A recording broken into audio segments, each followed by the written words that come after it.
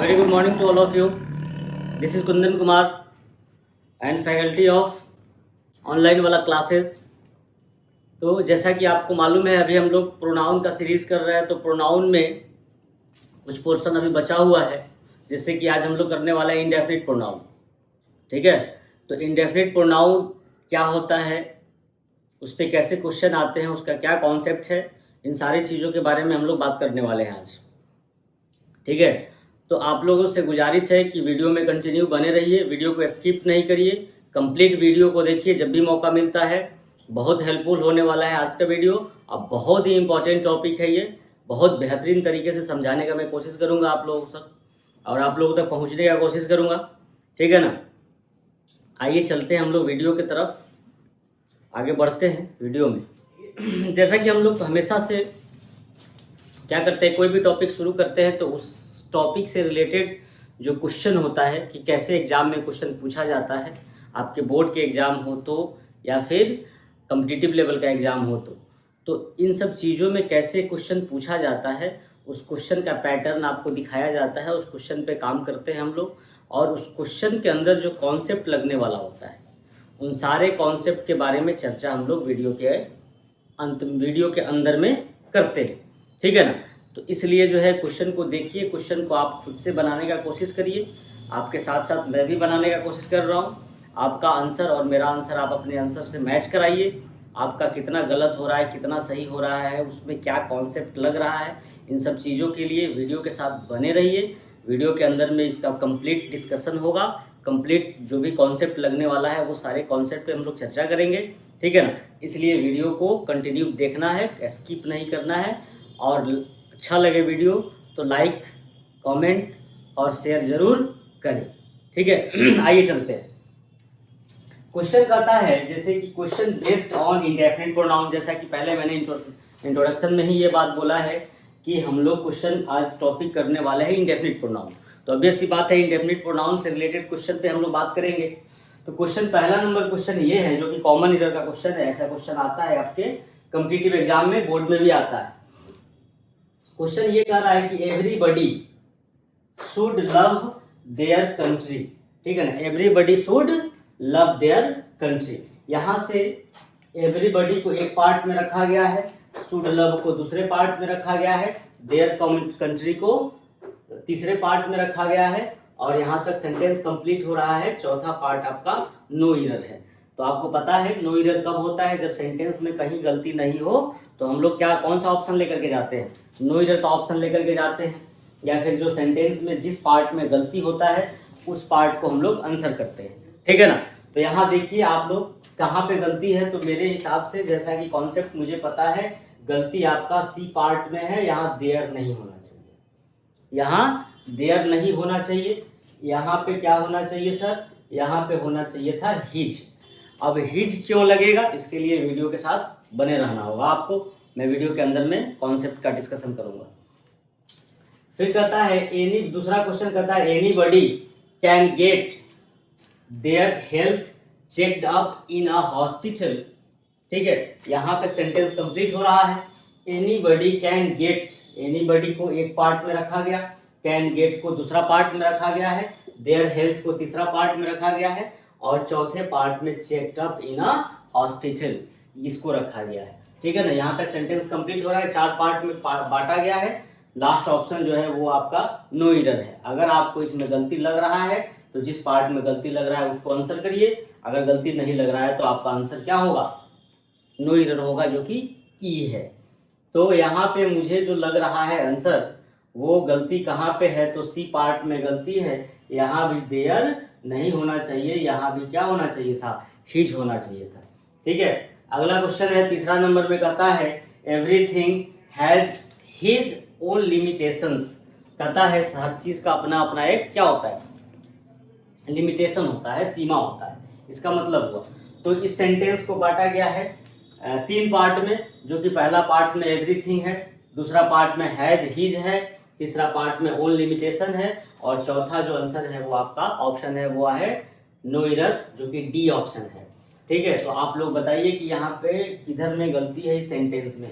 तो मेरे हिसाब से जो है वो गलती कहाँ पे है, तो हिज में गलती है, यहाँ हिज नहीं होना चाहिए, यहाँ हिज नहीं होना चाहिए। ठीक है, क्या होना चाहिए था, ये गलत है, इसमें होना चाहिए था इट्स। ठीक है, तो यहाँ ये गलत हो गया। चौथा नंबर जो क्वेश्चन है वो ये है, one can not bear his insult like this. कहता है कि कोई भी व्यक्ति इस तरीके से अपना बेइज्जती बर्दाश्त नहीं कर सकता है। इसका मतलब हुआ कि कोई भी व्यक्ति, एक व्यक्ति इस तरीके से अपना बेइज्जती बर्दाश्त नहीं कर सकता है। ठीक है ना, तो इसको भी बांटा गया है। यहाँ वन कैन नॉट को एक ए पार्ट में रखा गया, बियर हिज इंसल्ट को बी पार्ट में रखा गया, और लाइक दिस को सी पार्ट में रखा गया है। यहाँ तक सेंटेंस हमारा कंप्लीट होता है। और चौथा ऑप्शन जो है वो है आपका नो एरर, जो कि डी ऑप्शन में है। ठीक है, तो यहाँ कहाँ पे गलती है इस चीज को देखना है।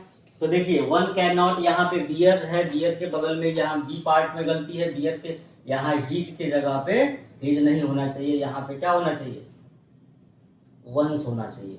ठीक है, क्या कॉन्सेप्ट है इसके पीछे, ये सब हम लोग वीडियो में बात करेंगे। ठीक है, अगला क्वेश्चन है 5वां नंबर, this is a new table. कहता है this is a new table but that is an old ones. ठीक है, यह नई टेबल है लेकिन वह एक पुरानी है। ठीक है, तो यहाँ पे बांटा गया है कितना पार्ट में, 4 पार्ट में बांटा गया है। पहला पार्ट है दिस इज अ, दूसरा पार्ट न्यू टेबल, तीसरा part but that is N, ये तीसरा पार्ट है बाबा, और ये ओल्ड वंस चौथा पार्ट है। ठीक है, तो इसमें कहाँ पे गलती है इसके बारे में देखना है। तो यहाँ पे गलती जो है वो डी पार्ट में है, यहाँ वंस नहीं होना चाहिए, यहाँ क्या होना चाहिए, वन होना चाहिए। यहाँ वंस नहीं होना चाहिए, क्या होना चाहिए, वन होना चाहिए। क्यों वन होना चाहिए, तो थोड़ा सा सब्र करिए। 6ठा नंबर क्वेश्चन कहता है I broke my glasses so I will have to buy some new one. कहता है 4 पार्ट में बांटा गया इसको इस सेंटेंस को भी 4 पार्ट में बांटा गया है। कहता है आई ब्रोक माई ग्लासेस, मैंने अपना चश्मा तोड़ लिया है, मैंने अपना चश्मा तोड़ लिया, जिसके कारण सो इसलिए मुझे क्या करना होगा, एक नया लेना पड़ेगा। ठीक है, कुछ नया लेना पड़ेगा, ये इसका मतलब हुआ। आई ब्रोक को एक पार्ट रखा गया जो कि ए है, माई ग्लासेस सो जो है ये बी पार्ट है, आई विल हैव टू ये तीसरा पार्ट जो कि सी है, buy some new ones, one जो है वो क्या है, चौथा पार्ट है। आई बात समझ में। तो इसमें कहाँ पे गलती है, तो यहाँ पे इसमें जो है यहाँ वन नहीं हो करके यहाँ क्या होना चाहिए, ये वन जो है ये गलत है, यहाँ वंस होना चाहिए। ठीक है, यहाँ क्या होना चाहिए, वंस होना चाहिए था, तब सही होता हमारा आंसर, मतलब सेंटेंस सही होता। तो आंसर हमारा क्या हो गया, डी हो गया, यानी कि इसमें जो है डी आंसर हो गया। और यहाँ पे मैं लिखता हूँ 6ठा में जो है आंसर क्या हो जाएगा, आपका डी हो जाएगा, और 5वां में आंसर जो है वो भी डी हो जाएगा, चौथा का हो जाएगा आपको बी आंसर, और तीसरा का भी हो जाएगा आपका बी, दूसरा का भी हो जाएगा क्या, दूसरा का हो जाएगा सी, और एक पहला का हो जाएगा सी, यानी कि फर्स्ट का सी, सेकेंड का सी, थर्ड का बी, फोर्थ का बी, 5 का डी और 6 का भी डी। तो इस तरीके से आपका ये क्वेश्चन का वो है आंसर है। फिर अब इसमें क्या कॉन्सेप्ट लगना है इस पे बात करने के लिए हम लोग वीडियो के साथ आगे बढ़ते हैं। देखिए इसका नाम ही है इंडेफिनिट। इंडेफिनिट है जिसका मतलब होता है अनिश्चित। क्या होता है, अनिश्चित होता है। अनिश्चित का मतलब क्या होता है, नॉट श्योर, नॉट सर्टेन। ठीक है, अनिश्चित का मतलब नॉट सर्टेन या फिर नॉट श्योर, यानी कि ये कहता है ये जो इंडेफिनिट प्रोनाउन है ना, वैसा प्रोनाउन जो अनसर्टेनिटी को दिखाता है, अनिश्चितता को दिखाता है। ठीक है ना, जैसे मैं बात करूं यहाँ someone has stolen my heart। someone has stolen my heart यानी कि किसी ने मेरा दिल चुरा लिया है। इसका मतलब क्या हुआ, किसी ने मेरा दिल चुरा लिया है। तो चुराया तो कोई ना कोई चुराया जरूर है, लेकिन एग्जैक्टली तो नहीं ये पता चल रहा है कि किसने चुराया है। किसी खास पर्सन का तो नाम यहाँ पे नहीं ले पा रहे हैं हम लोग। अब कौन चुराया है ये बात तो नहीं पता ना एग्जैक्टली। ठीक है ना। आप कह रहे हैं कि किसी ने मेरा दिल चुराया है, तो किसी ने चुराया है से क्या मतलब समझ में आ रहा है? किसी एग्जैक्ट पर्सन के बारे में हम लोग बात कर पा रहे हैं क्या? नहीं कर पा रहे हैं। तो ये जो समवन है यह अनसर्टेनिटी को दिखा रहा है। किसको दिखा रहा है सर? नॉट सर्टेन दिखा रहा है। नॉट सर्टेन बोले तो अनिश्चितता को दिखा रहा है, अनिश्चितता को दिखा रहा है। तो इसीलिए यह जो समवन है जो कि यहाँ सब्जेक्ट के तौर पे आया है, यही क्या हो जाएगा? इंडेफिनिट प्रोनाउन हो जाएगा। तो ये समवन यहाँ पे क्या हो गया? इंडेफिनिट प्रोनाउन हो गया। आई बात समझ में? तो कहता है कि वैसा प्रोनाउन जो क्या करे? अनसर्टेनिटी को, अनिश्चितता को दिखाए, वैसा प्रोनाउन जो अनिश्चितता को दिखाता है वही इंडेफिनिट प्रोनाउन कहलाता है। कोई दिक्कत? नहीं दिक्कत। प्रोनाउंस तो कहता है the pronoun which shows uncertainty, the pronoun which shows uncertainty is called indefinite pronoun. The pronoun which shows uncertainty is called indefinite pronoun. Clear है यहाँ पे? और एग्जाम्पल में आप हम लोग देख सकते हैं आपको क्या? everyone, someone, anything, anybody, ये सब क्या है? ये सब जो है आपका indefinite pronoun है। क्या है सर? indefinite pronoun है। तो इंडेफिनिट प्रोनाउन के बारे में कॉन्सेप्ट जो था वो हमने बता दिया आपको कि क्या होता है इसका डेफिनेशन। अब इसके रूल पे चलते हैं, इसके अंदर क्या क्या हो सकता है। अच्छा हाँ, एक और बात जो कि मैं बताने चल रहा हूं आपको, इंडेफिनिट प्रोनाउन जो है, इंडेफिनिट प्रोनाउन हमेशा सिंगुलर होता है। ठीक है ना। इंडेफिनिट प्रोनाउन हमेशा सिंगुलर होता है। देखिए यहाँ पे समवन है, समवन के साथ हमने क्या लगाया है? हैज लगाया हुआ है। हैज क्या होता है? सिंगुलर वर्ब होता है। तो ये सिंगुलर वर्ब कब लगता है? जब सब्जेक्ट हमारा सिंगुलर हो। सिंगुलर वर्ब कब लगेगा? जब सब्जेक्ट हमारा सिंगुलर हो और सब्जेक्ट हमारा क्या है? इंडेफिनिट प्रोनाउन है। तो हम जनरली ऐसा कह सकते हैं, जनरली क्या कॉमनली ऐसा कह सकते हैं कि, ठीक है ना, इंडेफिनिट प्रोनाउन हमेशा सिंगुलर होता है। तो एक पॉइंट यहाँ पे क्लियर होता है, क्या निकल के आता है कि indefinite pronoun is always singular. Indefinite pronoun हमेशा सिंगुलर होता है, हमेशा सिंगुलर होता है। ध्यान रखिएगा, इंडेफिनिट प्रोनाउन हमेशा सिंगुलर होता है। फिर आगे बढ़ते हैं अब कॉन्सेप्ट की तरफ। कॉन्सेप्ट ये है कि अगर हमको, जैसे हम लोग तो जानते हैं कि ये सब कौन सा प्रोनाउन है? तो इंडेफिनिट प्रोनाउन है। ये somebody, everybody, anybody, nobody, everyone, someone, anyone, known, ये सब जो है क्या है? इंडेफिनिट प्रोनाउन है। ठीक है ना। ये दिख रहा है आपको इंडेफिनिट प्रोनाउन। अब यहाँ पे जैसे हम लोग यूज करते हैं इसका पॉजेसिव केस या ऑब्जेक्टिव केस, ठीक है, या इसके लिए हम लोगों को जो भी यूज करना पड़ेगा, ठीक है ना, इसके लिए जो भी यूज करना पड़ेगा, इसके लिए हम लोग क्या करेंगे? इसके साथ हमेशा सिंगुलर प्रोनाउन का प्रयोग करेंगे। सिंगुलर प्रोनाउन का प्रयोग करेंगे। ठीक है। जैसे ही, हिज, हिम और हिमसेल्फ। ठीक है। इसके साथ जो भी हमारा लगने वाला होगा, पॉजेसिव केस हो, पॉजेसिव एडजेक्टिव हो, ऑब्जेक्टिव केस हो, रिफ्लेक्सिव प्रोनाउन हो, एम्फैटिक प्रोनाउन हो, जो भी यूज करना है, ठीक है ना, वो हमेशा ही वाला फॉर्मेट का यूज करेंगे। सिंगुलर होगा, ये क्या होगा? हमेशा सिंगुलर होगा। ठीक है। और सिंगुलर का कोई भी फॉर्मेट हम लोग सिंगुलर का ही यूज कर सकते हैं यहाँ पे, जैसे जिसका जरूरत पड़े। ठीक है ना। जब भी यूज करेंगे ही का फॉर्म ही यूज करेंगे, चाहे वो जिस केस का हो उस केस के हिसाब से, लेकिन यूज करेंगे। आई बात समझ में? तो अब कहिएगा, आपके दिमाग में ये भी एक लोचा चल रहा होगा कि सर आप सी का फॉर्मेट भी तो यूज कर सकते हैं, क्योंकि सम बॉडी में लड़कियां भी आ सकती है, औरतें भी आ सकती है। हाँ, एवरीवन में लड़की भी आ सकती है और लड़का भी आ सकते हैं। ठीक है ना, दोनों आ सकता है। एवरीवन से तो केवल एग्जैक्टली तो ये पता नहीं चल पा रहा है ना हम लोगों को। एवरीवन से या इसमें से कोई भी जो लिख रहे हैं, हम लोग देख रहे हैं यहाँ पे somebody, everybody, anybody, nobody, everyone, someone, anyone, known, इसमें से एग्जैक्टली तो आप नहीं कर सकते ना कि ये लड़का है कि लड़की है। ठीक है ना।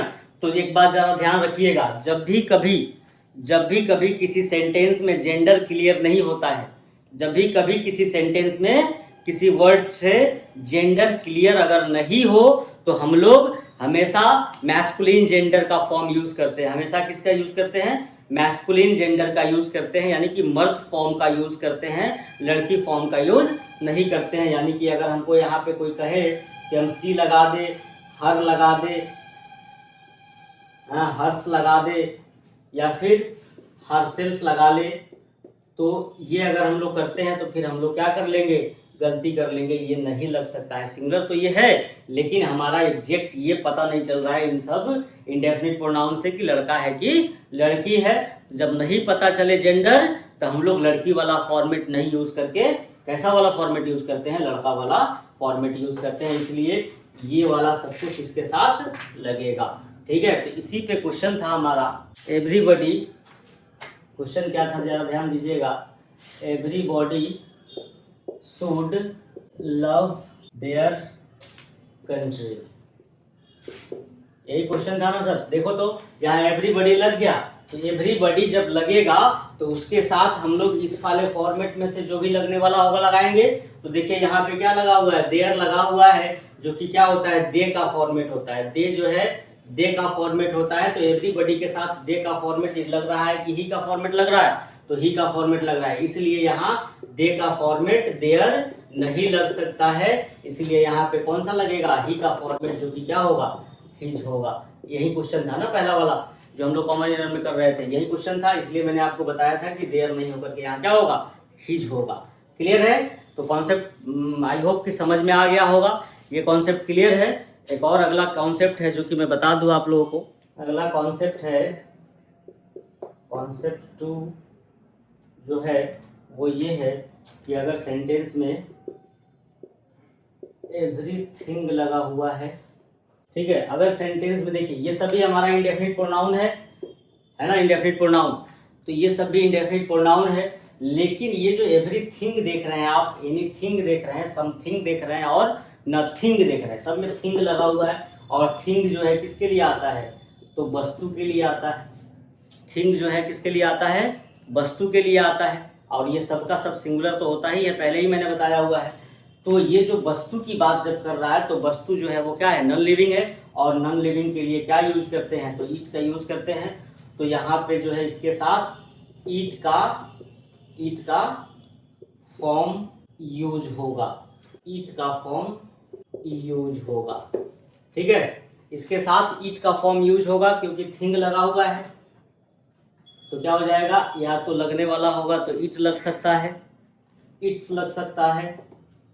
ठीक है, इटसेल्फ का प्रयोग कर सकते हैं, इटसेल्फ का प्रयोग कर सकते हैं। यानी कि ये सब जब भी आएगा सेंटेंस में तब हम लोग क्या कर सकते हैं? यूज इसके लिए इट का प्रयोग कर सकते हैं, या इट्स का प्रयोग कर सकते हैं, या इटसेल्फ का प्रयोग कर सकते हैं। इसके लिए आप ही का फॉर्मेट या सी का फॉर्मेट या दे का फॉर्मेट नहीं यूज कर सकते हैं, क्योंकि ही सी इट जो है, सॉरी, ही सी और दे जो है वो व्यक्तियों के लिए आता है, न कि चीजों के लिए आता है। और चीजों के लिए, वस्तुओं के लिए हमेशा इट का फॉर्मेट यूज करते हैं। इसलिए इन सब के साथ हमारा हमेशा इट आएगा।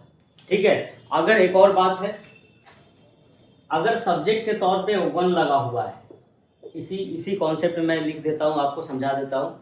अगर सब्जेक्ट के तौर पे किसी सेंटेंस में वन लगा हुआ है, ठीक है ना, तो उसके लिए जो पॉजेसिव आएगा वो हो सकता है वंस, रिफ्लेक्सिव, वन सेल्फ। ठीक है, इसके लिए क्या आ सकता है? Nominative case. जब नॉमिनेटिव केस यानी कि सब्जेक्ट के तौर पे, नॉमिनेटिव केस सब्जेक्ट के तौर पे आपको बताया गया है कि सब्जेक्ट जो है वो कौन सा केस होता है? तो नॉमिनेटिव केस होता है। तो सब्जेक्ट के तौर पे वन है, यानी कि नॉमिनेटिव केस में अगर वन है तो पॉजेसिव केस उसका क्या हो जाएगा? वंस हो जाएगा। रिफ्लेक्सिव प्रोनाउन क्या हो जाएगा? वन सेल्फ हो जाएगा। ऑब्जेक्टिव केस क्या हो जाएगा? वन हो जाएगा। ऑब्जेक्टिव केस वन हो जाएगा। आई बात समझ में? तो जब सब्जेक्ट के तौर पे वन लगा हुआ है तो उसके लिए हम लोग वंस या वन सेल्फ या वन का प्रयोग करते हैं। इस बात का ख्याल रखिएगा।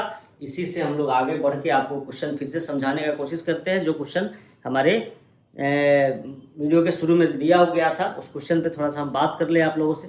फिर ऑन लिमिटेशन क्या देखिए एवरीथिंग लगा हुआ है, हैज तो ठीक है। अब है एवरीथिंग के साथ यहाँ पे देखिए तो क्या लगा हुआ है, हिज लगा हुआ है। एवरीथिंग के साथ हम लोग यहाँ पे क्या यूज किए हुए हैं, हिज यूज किए हुए हैं। जबकि हिज जो है किसके लिए आता है, एवरी बॉडी के लिए आता है, सम बॉडी के लिए आता है, यानी कि व्यक्तियों के लिए आता है। जबकि यहाँ आप क्या देख रहे हैं, थिंग लगा हुआ है। थिंग का मतलब वस्तु होता है, तो वस्तु के लिए प्रोनाउन जो है हम लोग इट का फॉर्मेट यूज करते हैं वस्तुओं के लिए, यानी कि इनमें से किसी के लिए भी कौन सा प्रोनाउन का फॉर्मेट यूज करेंगे, तो इट का प्रयोग करेंगे, इट के फॉर्म का प्रयोग करेंगे। तो अब बताइए यहाँ पे हिज होगा कि इट्स होगा, इसलिए इसको काटा गया था, आपको बताया गया था कि यहाँ क्या होगा, इट्स होगा। हिज के जगह पे इट्स होगा क्योंकि यहाँ एवरी थिंग लगा हुआ है। आई बात समझ में। अब रहा वन का बात, तो एक देख लेते हैं वन का भी। One should love his country. Question ये था, one should love his country. तो देखिए तो यहाँ पे सब्जेक्ट के तौर पे जो आया है वो क्या आया है, वन आया है, जो कि नॉमिनेटिव केस है। जो है वन जब नॉमिनेटिव केस में आया है तो वन के लिए हम लोग यहाँ पे किसका यूज किए हुए हैं, ही का, हिज, जो कि ही का पॉजेसिव केस है। तो अब बताइए सब नॉमिनेटिव केस में वन आया है और आप इसके लिए पॉजेसिव केस ही का यूज करेंगे तो कैसे, कहाँ तक जायज है। इसलिए यहाँ हिज नहीं होकर के क्या होना चाहिए, ये जो हिज है ये हिज नहीं होगा, इसके जगह पे पॉजेसिव केस क्या होगा सर, वंस होगा। यहाँ देखिए वंस लगा हुआ है पॉजेसिव केस, तो यहाँ क्या लगाएंगे हम लोग, वंस का यूज करेंगे, ना कि हिज का यूज करेंगे। आई बात समझ में। तो सब्जेक्ट के तौर पे अगर वन है तो उसके लिए हम लोग पॉजेसिव केस वंस का यूज करेंगे, रिफ्लेक्सिव प्रोनाउन वन सेल्फ का यूज करेंगे, या ऑब्जेक्टिव केस वन का यूज करेंगे। आई बात समझ में। एक और लास्ट कॉन्सेप्ट है जो कि मैं आपको बताऊंगा, फिर इस वीडियो को कंक्लूड करूंगा। कॉन्सेप्ट थर्ड, देखिए वन का तो एक यूज आपको बता दिए जो कि नॉमिनेटिव केस के तौर पे, ऑब्जेक्टिव केस उसके लिए क्या आएगा, पॉजेसिव केस क्या आएगा और रिफ्लेक्सिव केस क्या आएगा, ये सारी बातें मैंने बता दी है। वन से रिलेटेड एक और कॉन्सेप्ट है जो कि मैं बता रहा हूँ, ठीक है। वन जो है, वन का प्रयोग नाउन के रिपीटेशन से बचने के लिए किया जाता है। वन का प्रयोग नाउन के रिपीटेशन से बचने के लिए किया जाता है, ठीक है ना। जैसे अगर मान लीजिए क्या कहता है कि अगर सेंटेंस में वन का यूज हम लोग नाउन के रिपीटेशन से बचने के लिए करते हैं, यानी कि कहेंगे one is used to avoid the repetition of singular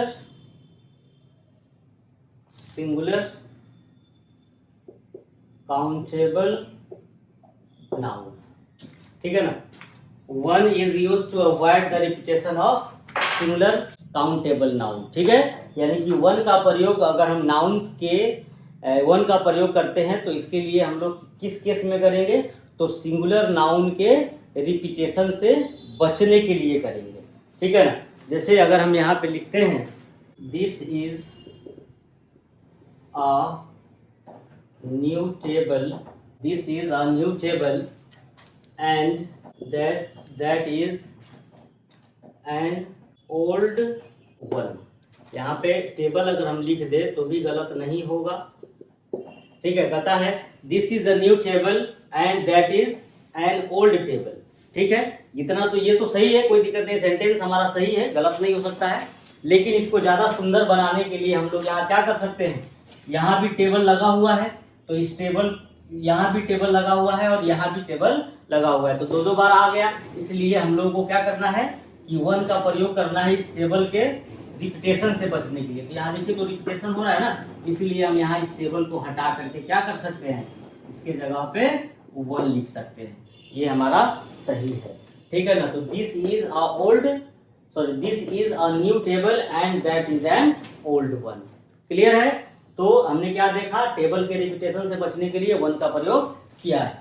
एक और बात है इसमें क्या, वंस जो कि प्लुरल है, तो इसका भी यूज हम लोग करते हैं किस मतलब के लिए, तो ones is used to avoid the repetition of plural countable noun. Once is used to avoid the repetition of plural countable noun, यानी कि प्लूरल काउंटेबल के रिपीटेशन से बचने के लिए हम लोग क्या करते हैं, वंस का प्रयोग करते हैं। जैसे सेंटेंस था, जैसे कि आप लोग एक क्वेश्चन देखे थे, देखिएगा जरा। आई ब्रोक माई, क्वेश्चन ये था, आई broke my glasses so I will have to by, one लगा हुआ था पहले वाले सेंटेंस में, वन लगा हुआ था। तो आप बताओ जरा, ग्लासेस क्या है सर, प्लूरल है। तो प्लूरल नाउन के रिपीटेशन से बचने के लिए हम लोगों को क्या करना होगा, यहाँ पे क्या लिखा हुआ है, प्लूरल काउंटेबल नाउन के रिपीटेशन से बचने के लिए हम लोगों को क्या करना है, वंस का यूज करना है कि वन का यूज करना है। तो वंस का यूज करना है। वन का यूज हम तब करते हैं जब सिंगल काउंटेबल नाउन का रिपीटेशन से बचना हो तब। ये ग्लासेस जो है, चश्मा जैसा कि मैंने आप लोगों को नाउन में बताया हुआ था, स्पेक्टिकल्स, सीजर्स, पैंट्स, टोंग्स, ठीक है ना, जीन्स, ट्राउजर्स, ये सब हमेशा प्लूरल होते हैं। सीजर्स जो कैंची होता है, ये सब चीज़, ये जितना है, जितना अभी हम बोल रहे हैं, शूज वगैरह, ये सब के सब क्या होते हैं, प्लूरल होते हैं। तो ये नाउन जब प्लूरल है, प्लूरल काउंटेबल नाउन है, ग्लासेस हमारा प्लूरल काउंटेबल नाउन है, तो इसके रिपीटेशन से बचने के लिए हम लोग सिंगल काउंटेबल का चीज़ कैसे यूज कर सकते हैं, हम लोगों को प्लूरल काउंटेबल का यूज करना होगा। इसलिए यहाँ वन के जगह पे क्या हो जाएगा, वंस हो जाएगा। तो अब हमारा सेंटेंस क्या हो गया, सही हो गया, जो कि ये क्वेश्चन आपके कॉमन ईयर में था, ठीक है ना। तो इस तरीके से ये सारा कॉन्सेप्ट मैंने आपको इंडेफिनिट प्रोनाउन का बताने का कोशिश किया है, समझाने का कोशिश किया है। वीडियो अच्छा लगा हो तो आप लोग लाइक करिए, कमेंट करिए, सब और शेयर करिए अपने दोस्तों के साथ। दुलार प्यार दुलार बनाए रखिए, ठीक है। फिर हम लोग मिलेंगे अगले वीडियो में। तब तक जो है, जय हिंद, जय भारत, सुरक्षित रहिए, सावधान रहिए, घर में अपने मस्त रहिए। Do not forget to like, subscribe and share. Jai Hind.